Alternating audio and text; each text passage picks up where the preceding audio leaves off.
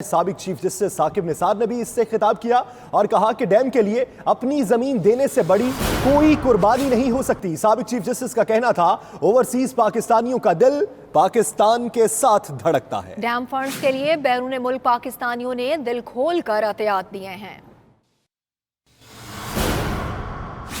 Dam के लिए जमीन देने का तोहफा जो आप दे रहे हैं, इसके लिए हम आपकी एहसान मंदी नहीं चुका सकते। ये डैम की contributions in the nature of funds, donations, ये अपनी जगह, लेकिन जो लोग, जो मुतासरीन जो ज़मीन दे रहे हैं डैम बनाने के लिए, उनसे बड़ी ज़्यादा कोई कुर्बानी नहीं दे रहा। मैं सबसे ज़्यादा तारीफ और सबसे ज़्यादा एहसान मंदी और शुक्रगुजारी जो पाकिस्तानीज ओवरसीज हैं, उनका मैं अदा करना चाहूँगा।